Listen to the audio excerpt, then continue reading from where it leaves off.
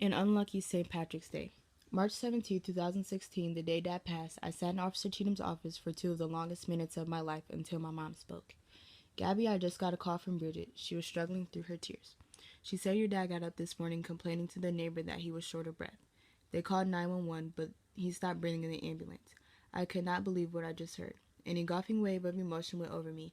I immediately started crying. My hands went to my face, and my face went down to my chest. I don't think I have ever cried so hard in my life. I was screaming, yelling, and crying all at one time. Why, why, how could this happen? I couldn't believe it, and I still can't. After a few minutes, I began to settle down, but the thoughts in my mind were swirling. I didn't know what to think or how to feel. At this point, I was sniffling and trying to bring everything together. Officer Cheatham said, "You can get all of your things and head out with your family. I will sign you out for the day. I'm so sorry for your loss. You know I will be here anytime you need me." I nodded my head and walked out. My earliest memory of Dad was in the spring of 2007. He planned on coming to see me. Instead, he invited my family to Alabama for my spring break. I was going to be turning 8 years old a week before my spring break. He and my family planned a huge surprise party for me. He got me a pink, white, and yellow princess cake. The family cooked dinner and gathered everyone at Aunt Cheryl's house. When I first laid eyes on Dad, I started running towards him. He got down on one knee and extended his arms. "My baby Gabby, you're finally here." He gave me the tightest hug and picked me up. He took me in the house and introduced me to his 15 siblings, my grandma, his aunts, uncles, and cousins. Dad and Mom caught up on things while I went to play hide and seek with my cousins. Dad wanted to make our trip there as special as he could. He wanted to make it memorable and fun as possible. He took me on Uncle JD's trail in the woods on the four-wheeler. Dad would always drive fast so my hair would blow in the wind. I held around his waist firmly, and he would joke as if I was hurting him. He loved going on the trail because it gave him a peace of mind. With me, his youngest daughter, it made it even more special. Little did I know that was the last time I was ever going to see him on Earth. He called me on the phone at least twice a week to see how I was. He would always ask, "How are your grades?" My response would be that they're good and I enjoyed school. Since Dad couldn't see me all the time because he lived in Florida, he would always ask how much I weighed, how tall I've gotten, and how many teeth I've lost. He figured since he couldn't physically be here to see these milestones that I should describe them to him. I could always feel his warm smile through the phone as he said, "Gabby, I'm so proud of you." When I turned 13 in 2012, Dad bought me my first phone. He shipped it to me from Florida by mail. I was so excited because it was the phone I was begging him to get me for months. When I called him on it for the first time, he said, "So how does it feel to have your own phone now? I hope this will keep us in touch more often. You know you can call or text me anytime, Gab." That same year, Mom got a call telling her that Dad had a stroke. At the time, I was young and didn't know what I meant. I only knew it was something that makes you weak and can distort people's appearance. Dad called me on the phone asking how I was, but I could hardly understand it through his slurred speech. At that moment, he said to me, "Never be afraid of the things that can happen in life because God is always there to make it better." He had been hospitalized because of the stroke and recovered in a few weeks. Dad never liked the hospital, but his family was there to make him feel more comfortable. He didn't like being sick because he wasn't a fan of having others worried about him. He would always say, "I'll be fine, but how are you?" Mom told me, "Gabby, your dad is a very selfless man. He loved the Lord and would give everything to be with his family."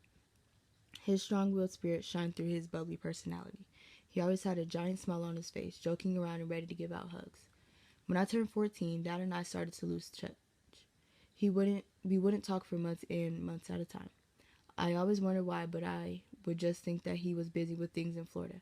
My mom would say, "I don't know why he hasn't called you. I talked to him the other day and he told me to tell you hello and he loved you."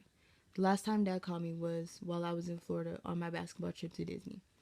It was December of 2015. He called and said, "Why didn't you tell me you were down here playing? I was going to try to come up there to finally see you play." I knew he missed me because we hadn't seen each other in 8 years.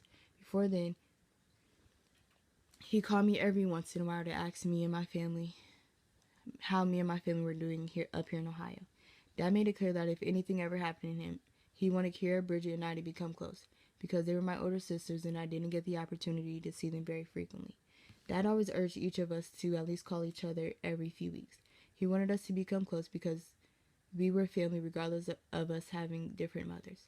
My mom said to me, regardless of if you have the same mom as your siblings, be active in each other's lives as much as you can, because they can become all you have. Mom wanted us to be just like Dad, very family oriented and loving everyone to pieces. Dear Dad, going to your funeral was one of the hardest things in my life. It was almost on my 17th birthday. Luckily, they were able to make it the day before my birthday. I was still sad and my anxiety was through the roof. Mom, Livy, Becky, and Roy were there to support me and to keep me company.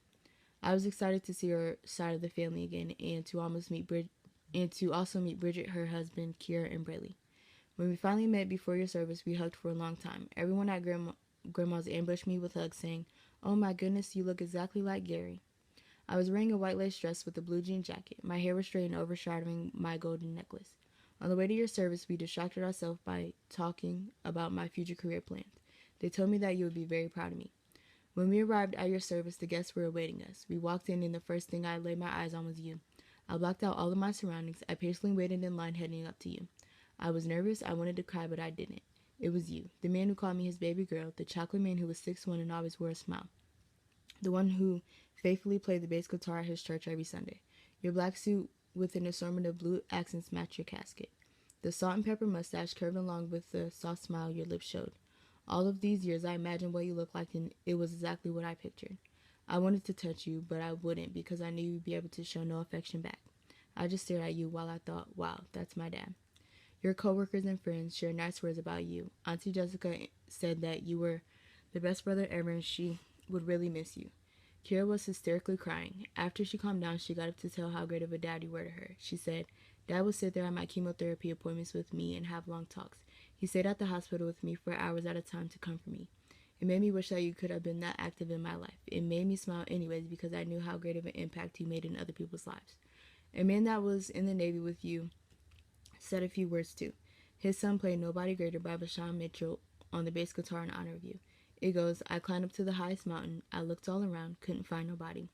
Way down into the deepest valley, I looked all around down there, couldn't find nobody. I went across the deep blue sea, couldn't find one to compare to your grace, your love, your mercy. Nobody greater than you. At the church, there was a rainbow of flowers, and we were able to take the ones we wanted. It was a very bittersweet moment because I got to see my family, but I had to let you go. Every day, I picture those beautiful flowers in my mind and think of you. The day after your funeral was my birthday. We went to breakfast at Cracker Barrel with Aunt Cheryl, Bridget, her husband, and Braylee. We caught up on things and went shopping. Later that day, we went to Grandma's for one last goodbye and to take a ride on the trail across from Uncle JD's house, the same trail you used to take me on. It was good to see your 15 siblings, but everything would have been better if I could have just hugged you. Dad, I know we didn't have the best relationship after I reached my teenage years. I guess we were both too stubborn to break that habit. Now I wish we would have. I wish we could have spent time with each other before you left. I was supposed to come there for spring break at the end of March, but I guess God wanted to see you first. March 17th, 2016, the day you passed, was the same day Parasons called me to offer a job. I guess you can say that was the luckiest unlucky day of my life. Anyways, I just want you to know that I'm doing okay. I'm 17 now and doing well in school. I was selected for the I Am Barberton program to represent my town in school. I'm in a fire safety and EMT program through Akron University, and I plan to further my education to be a paramedic and a registered nurse. I have a boyfriend named Kevin, and he is kind of like you. He loves God, me, and music. I wish you were here to meet him. I used to say that I would never let you walk me down the aisle when the time came because you missed so many other important things in my life. When you passed, that changed. I would give anything for you to be back and able to walk me down the aisle. I wish you were going to be here for my high school graduation and to come on our family vacation next year.